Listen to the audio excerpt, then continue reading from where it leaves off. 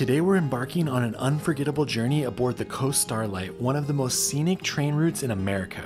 Stretching from Los Angeles to Seattle, this iconic ride offers breathtaking views of the Pacific coastline, lush forests, and majestic Cascade Mountains, truly showcasing the beauty of the West Coast. Unfortunately, not everything went according to plan, and I'm not that excited about a train trip in the future. See why and learn how much we paid for this trip by watching to the end. Alright, let's jump into it. We arrived at LA's Union Station. We're gonna spend the next 36 hours on the train to Seattle. You excited? Can't wait, let's do it. The journey begins at Union Station, an iconic building in Los Angeles that opened in 1939. This building is a blend of Art Deco and Mission Revival style, and it's known as the last great railway station to be built in the United States. It's still in use today, and it serves over 100,000 people every day. Be sure to give yourself some time to explore it, and note that it's been featured in many different films such as Blade Runner and The Dark Knight Rises. Every time I come here to Union Station, I feel like I've stepped back into history. It's so beautiful here. It is pretty cool to start your journey in such an iconic spot. There are lots of places to grab coffee or a snack, but if you booked a room on the train, then you actually get access to the Metropolitan Lounge. Note that there's not really any signs for it and that you can find it near the rental car area. They had a bunch of different free snacks that you could enjoy while you're there, but they said not to take them with you for the train. There was also a coffee maker that was surprisingly good, and an area that had a history on the Amtrak. Oh, and if you travel with kids, they had a small play area for them.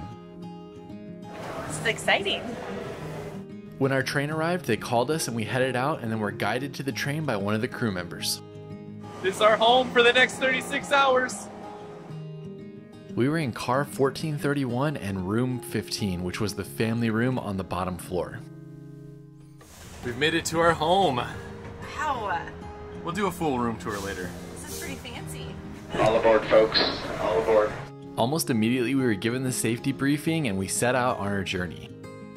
Watching the LA skyline fade in the distance and seeing the LA River and some of the other parts of LA that are not as nice. We set out on our journey, and now we're just waiting for them to come around to make lunch reservations before we go explore the train.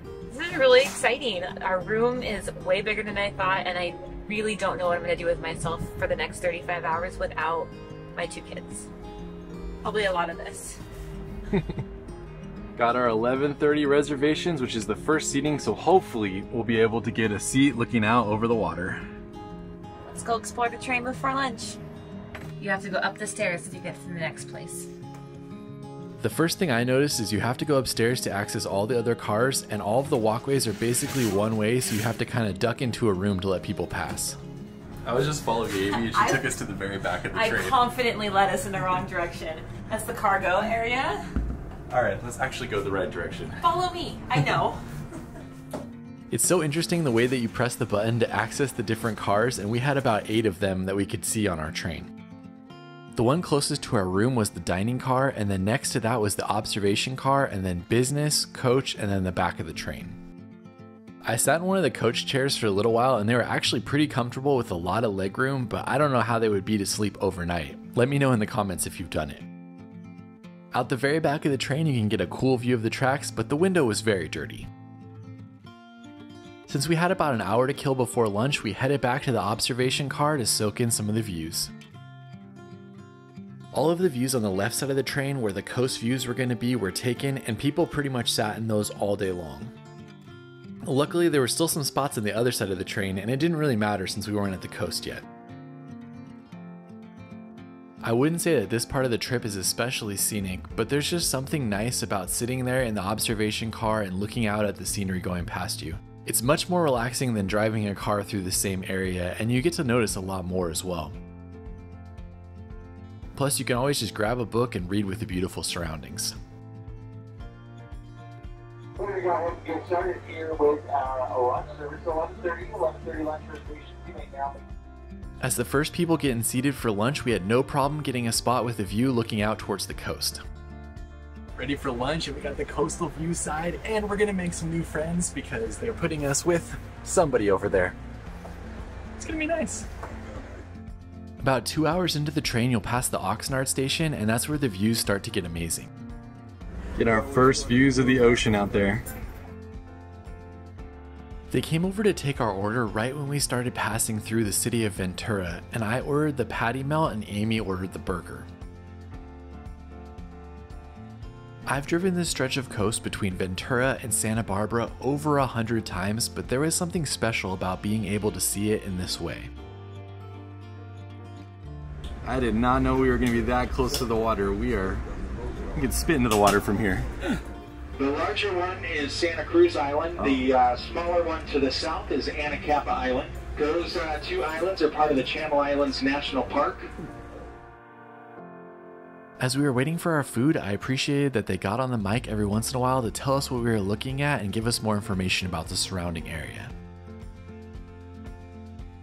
We were also given the choice of a non-alcoholic drink to have with lunch, and when our food arrived, I was surprised by how good it looked. You wouldn't expect this type of dining experience on a train, especially with the views. We sat at lunch for about an hour just taking our time and actually skipping the fresh air stop in Santa Barbara because that's when we were having our dessert. Both Amy and I went with the butter cake and it was a great choice. That was actually a very good lunch. Now let's head back to the room and we'll give you a room tour. Hi, welcome to our room. This is the family room, so it technically sleeps 4. And we get a view on either side of the train where the others are usually just one side. So starting over here, we have our lovely 1 outlet, our call button, and then the lights, which, look at that. Beautiful blue light. That is cool. Come on over here, and we have a little closet to hang and store. It's a little shelf and amenities, a trash can. Toiletries. And then if you want to have some work to be done or have a snack or play a game, this folds out for you. And the same thing on this side, we have a big seat with another table. Currently got some coastal views out there. And then there's these kind of places to hold your drinks that are a little interesting. We can also control our own air right here, and then later this evening we'll show you how they turn this into a place for a family to sleep. The main difference between the 1-bedroom and the family room is that this one doesn't have a bathroom in it, so I'll show you where the bathroom's at. So to get there, you have to walk all the way down here, and then there's a shower room. So this is the room where you can take a shower. I'll show you how that works later. And then here is the shared bathroom. So yeah, overall, we're only an hour and a half or so in, but not bad.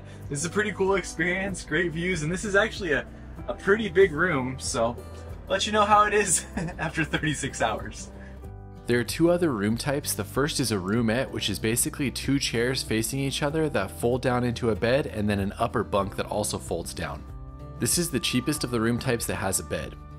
Then for the most expensive, there's the 1-bedroom. This has a large bench seat which faces another seat right next to a big window. The bench turns into a bed, and then there's another bed that folds down from the top. The main benefit is all of the rooms are on the upper deck, so the views are better, and it has a bathroom with a toilet and a shower. I would have liked the higher up view, but this room was about $400 more than what we paid, and it was pretty easy to use the communal bathrooms down by our room. We spent about an hour hanging out in our room, and you can see that we got great views, but that they're a little bit lower than what you would have at the upper room. I'd say the difference is about 10 feet, which is actually pretty significant when you're looking out at something.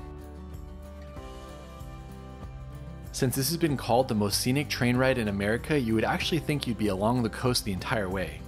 This isn't the case though, and you're actually only along the coast for about 3.5 hours during the first day.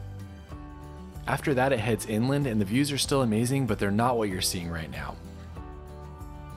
We headed up to the observation car again, and we were actually able to score a seat during the part where we were going through Vandenberg Air Force Base. Something I never expected was that there was actually a guide during this portion who was walking us through what we were seeing and talking about all of the different areas. This was awesome as he told us so much about the history, the geology, and of course the Air Force Base's impact. The rocket that launched this morning, they'll bring it up to Long Beach, refurbish it, and then they take another barge up here and they unload it right in that little harbor.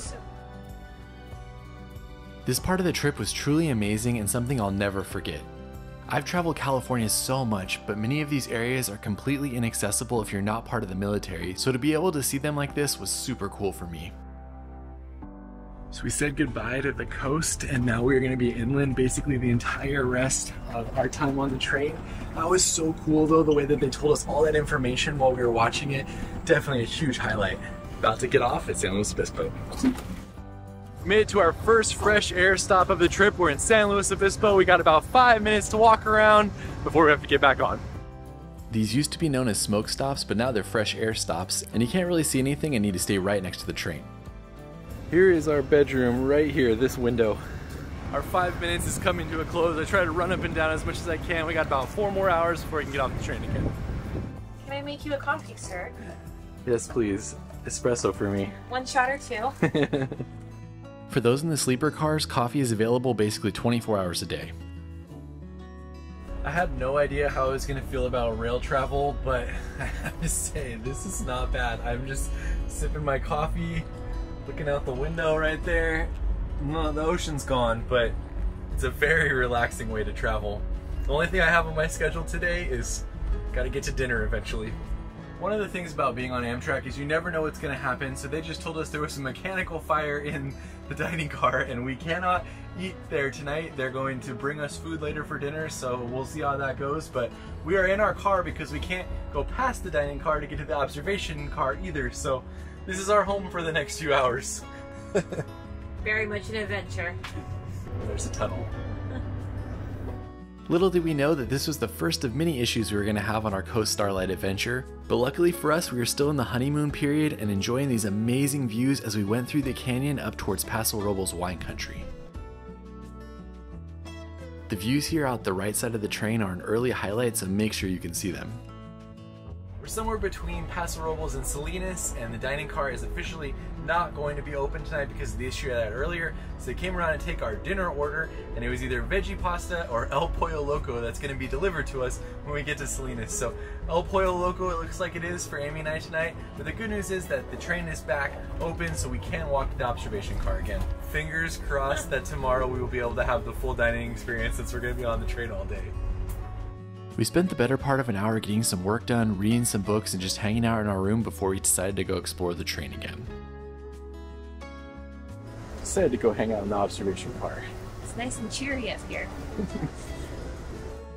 We spent the next hour just hanging out in the observation car and watching the world go by. It's a great place to sit with a drink, to read a little bit of your book, and then just to look up and see the scenery. Be sure to follow observation car etiquette though, and to only stay for about an hour or 2 and then give up your seat to the next person. There's only space for about 30 or 40 people in here, and we actually saw people who put their suitcase in and slept in the observation car and stayed there all day. Please don't do that, so it gives everybody an opportunity to see the views. While in the observation car, we hit our first of the famous Amtrak delays. We sat for about 30 minutes, and when we started going, we were only going about 17 miles per hour and just watching all the cars pass us on the freeway.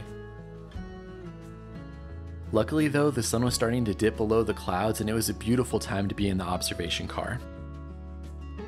Our first Amtrak experience just keeps getting crazier. We were supposed to get El Pollo Loco in Salinas, but apparently the delivery driver just took all of the chicken that people had ordered for the trade, so we don't know what's going on with that. They told us to go to the cafe and get some food. Maybe they'll be able to get some pizza in San Jose, so just gonna be a pretty crazy night for us, but I mean, look at that sunset. That's pretty epic out there, and hey, we get to try the cafe. Why not? I mean, we could have just had a really boring experience of eating dinner at 7 and not the interesting story that we have now. It's important when you're on the train to get your stretching in. Ready to go. You're in Salinas.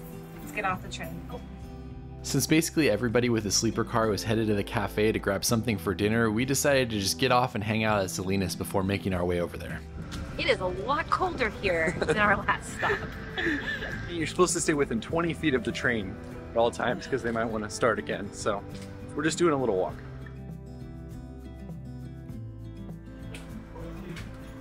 Let's go see what they have for dinner for us. Story just keeps getting crazier and crazier. We went down to get food from the cafe. We got gummy bears and stromboli and eggs, and then as we're walking back, some of the chicken had been delivered, so they hooked us up with some chicken and a gin and tonic. So we got a feast going on in our room right now. From nothing to a lot of random things. A lot of food. I will say, as crazy as all of this has been, shout out to the crew. They've been fantastic trying to keep everything going with all of the chaos and not having working kitchens. So thanks, crew. Had to try the stromboli first. It tastes like college. Amy actually thought that was funny. So yeah, I'm gonna rock with this chicken for the rest of the meal. Amy was really hoping to try the steak, so it was a little bit of a bummer, but we made the most of it. Alright, last order of business, the bed test. Amy said I'm top bunk tonight, so I'm gonna go test it out. Oh, you've already started off bad. Can I even turn around? Yeah. Alright, I'm 6'3". You can see my feet go all the way off the end. I mean, I could easily do this if I have to. It's not that bad, but yeah, I think Amy's gonna be in this one. Fully can stretch out on the bed. I don't know, I might actually sleep decent in the train. It looks very cozy for you. I didn't think this was gonna be a good night's sleep, but I'm feeling a little positive. My book looks more like one of those like naval ships that you explore that's in like a museum. Yours looks more luxurious. Hey, I tried to fit. I have 5'3". 5'3", and she can go all the way to the end. No problem. Barely. You can do your yoga up there. If you're flexible enough. Well, that is it for our eventful first day on the Coast Starlight. We'll see you tomorrow. Good night.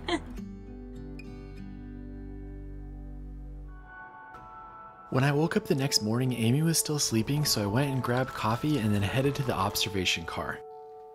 There were only 5 other people there with me, and we all got greeted by a beautiful sunrise over Mt Shasta. I ran as quick as I could to the back of the train so I could get some of these views with the train tracks and Mt Shasta out in the distance. It's such an iconic mountain in California, and if you're interested in what it's like to climb it, Amy and I actually did that, and you can see the link to it in the description. I headed back through the coach cars as quiet as I could to not wake anybody who was sleeping, and then just sat in the observation car with my coffee and enjoyed the stunning views. People slowly found their way into the observation car as the sun was cresting over the surrounding hills. And then we ran into another delay. Lots of stops for different things happening on the route, but right now we're stopped for a freight train to pass, so I'm just watching the sunrise through the window right now. Eventually the train passed and Amy woke up and we found breakfast. These lovely frosted flakes. I love frosted flakes. I know you do. Coffee cake, orange juice, and... There you go. Breakfast of champions. We were hoping the dining car would get fixed in Oakland and we'd have a normal day of dining, but unfortunately they told us they would not be fixing it during our trip. Now that Amy's awake, we can do our sleep review. I've had worse nights of sleep, and I've had a lot better nights of sleep. So probably about 5 hours. So solid 5 out of 10. Sure, you can say that. I would agree, 5 out of 10. I actually slept through the night basically every 30 minutes, kind of waking up to change the position, but it was not as bad as I thought. The only issue was the squeaking of the wheels of the train. That was the thing that kind of kept me up the most. It's always weird when you're watching the sunrise and then there's just darkness from a tunnel. We're back. We've officially made it to State 2, Oregon. As we entered Oregon, we started to get our second round of amazing views. The views stretched out as far as you could see in the distance, and in a couple places you could still see Mt Shasta behind you. Plus, we were making good time cruising at around 70 miles per hour as we headed towards our first fresh air stop of the day. First fresh air stop of day 2, we're in Klamath Falls, Oregon. Go check out the engine. It's definitely needed to be able to get out of the train and have these stops, but you can't really see much. Most of them you can't really even go inside of the train station. So this is our room right here, and you can see where the wheel noise comes from. It's basically right above the wheels. Our 10 minutes are up, so it's back on the train. Ooh, that was brisk, but felt good. As you leave Klamath Falls, be sure to sit on the left side of the train so you can see the views of Upper Klamath Lake. We spent about 30 minutes going alongside the lake, and you could see Mt Shasta and Black Butte out in the distance. It was also a great spot to see birds, and we even saw a bald eagle flying alongside us as we passed through. Leaving the lake behind, the views changed to mountain scenery with lots of trees. Train travel is absolutely nuts. We're not even supposed to be stopped in this town at all. They're just supposed to go right through it, but there's a freight train that's broken up ahead of us, so we're gonna be here for an undefined amount of time. Our tiny car has no electricity. It is completely off limits to go into, but we're gonna head over to this Pilot gas station, see what's up while we're hanging out and exploring the town of Chemult, Oregon. So we're already an hour delayed, so I'm just hoping we make it to Seattle tonight. This is an adventure. You ready to have some Subway? I don't remember instead of steak on the train? Yeah, I don't know the last time I had a Subway, but it's better than a microwave meal. This gas station's probably gonna have its best day of the year with all of the train people who came over to get stuff here. But we got our snacks and go hang out. Snack time, looking at our delayed train. Cheers! It's funny to watch this back and see the wishful thinking that we would only be an hour late to Seattle. After about an hour sitting around, we were back on the train. We're moving again. Our car attendant told us this is another spot that you don't want to miss with amazing scenery, so we headed back up to the observation car.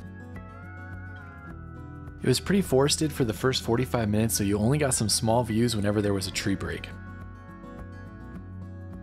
There were also a dozen or so tunnels in this section, and you never knew what you were going to see when you came out of one. Right after we passed Odell Lake, we started to gain elevation and the views became amazing. I mean, it's hard to beat the coast of California, but there's just something about crossing through the Cascade Mountain Range in Oregon and seeing the big peaks out in front of you and just the sea of forest below you.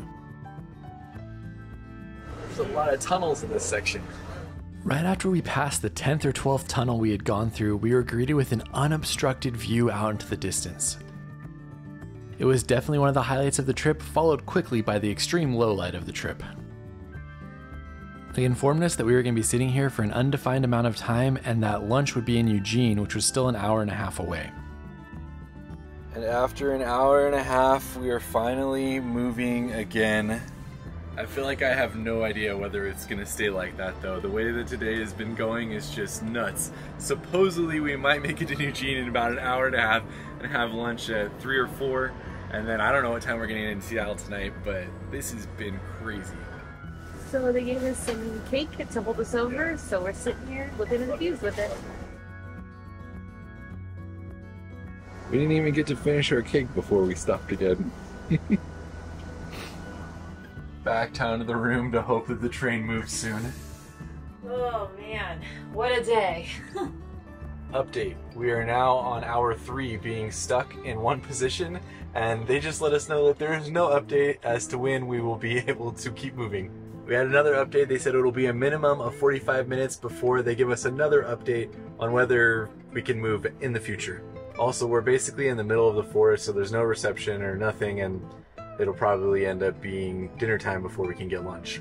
It's 3:30 and as you can see out the window, we're moving again. Woo! It's the little things right now. They did say to not get too excited though because there's a lot of chatter up ahead, so I don't know what that's gonna mean for the rest of our trip, but we are moving again, which feels nice. I don't know if you want to keep hearing these updates, but we went for about 10 minutes. We went about 5 to 10 miles an hour and we're stopped again, and they just announced that we have to wait for the road to clear again. So I don't know what is ahead of us, but we're basically going to be inching ourselves to Seattle, and we'll probably get there in about 10 to 12 days. That was a good one. I was not expecting that. It's now 5 o'clock, which means we have officially been here for 5 hours, and we are waiting for the freight train on the track next to us to clear. It hasn't moved at all though, so I have no idea how long we're going to be here. The crew did just walk in and ask if we wanted wine delivered to our room, so we said, sure, why not? Cheers to a crazy adventure. We spent the next hour just working on the computer and reading books. If the dining car would have been open, it probably would have been a lot better as we could have broken up the time and got fed. But unfortunately, we had the perfect storm. Since we're still not moving and I've done the editing that I can do up to today, let's go review the shower. I think this is going to be interesting. Alright, I am 6'3" and it's pretty roomy in here. Not too bad. There's a hand shower. I put a new thing of soap and shampoo, and then you get your temperature right and you press this button and that's what makes the water go. Wish me luck. But look, some space. I've honestly had smaller showers in hotels. Showering was actually a very positive experience. The water pressure was decent and it got hot. No complaints. This is what we've been waiting to see for over 5 hours. This freight train to move so that we can get out of here. Try not to get too excited because there's been a lot of excitement about excitement or anger. I don't know which one to have. Amy's almost finished an entire book though, which she hasn't done in probably 10 years. No, especially not since the twins have been born. So I'm making good use of my downtime. I'm so happy that we are moving again and we're trying to make the most of our day by watching the sunset from the observation car. The people in the observation car were trying to remain optimistic and excited as we got to watch the sunset heading into Oak Ridge. Unfortunately, that was going to change again. I don't know if I'm cut out for Amtrak. We went up to the observation car to watch the sunset. They said we weren't stopping at Oak Ridge, and then we stopped at Oak Ridge, and we've been here for about 45 minutes now because they're trying to get a different engineer to switch out for us. So when I was watching back the clips yesterday, I was so excited, but like everything possible has gone wrong on this trip. Hopefully if you go on this trip, you have a better experience than us. I don't know what else we'll be able to show you because it's about to get dark for the last 8 hours of our trip, but we'll show you whatever we can. Next update, as you can see, it's dark outside. We have been here for over an hour and a half on a stop that was supposed to be only a couple minutes. We don't know when we're gonna be in Seattle, but we were supposed to be there in 20 minutes and I think we're about 8 or 9 hours away. Again, no updates and a broken dining car, so the food situation is just kind of whatever they can find in the freezer. But yeah, this is really rough. We try to be honest with you about when their trips are good. We try to be super positive. I don't think I'm gonna be on a train for a while. It is 10:20 and we just made it to Eugene. Some fun facts for you. That is exactly 12 hours that we have been not able to get off of the train since our last stop. If we were to have driven from our last spot, it would have taken us an hour and 45 minutes, but it took us 12 hours via train. But yeah, we're gonna get back on. Hopefully we'll go to sleep for 6 or 7 hours and hopefully we will wake up in Seattle and we can put this adventure behind us. Seattle will be about 4:10. Those are all estimates, folks.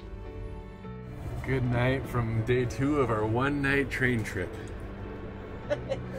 And so we will hopefully be there at 4:15 or something like that in the morning, so we will see. We slept through the rest of Oregon and southern Washington, including missing Portland, which I really wanted to see with all its bridges, and finally arrived right around 5 a.m. We made it to the station at 5 a.m., 9 hours after when we were supposed to be here. That's it for this one. We'll see you on the next one. We were so thankful to finally be off the train, and the last question I'm sure you have for me is how much did it all cost? It cost us $1,600 to have this experience. I will say that Amtrak reached out to everybody unprompted the next day and offered 20% of the trip back as a future travel credit. It's nice that they did this on their own, but I don't know if it makes me excited about any future train trips at the moment. Let me know if I should give this another try in the comments, and we'll see you on the next one.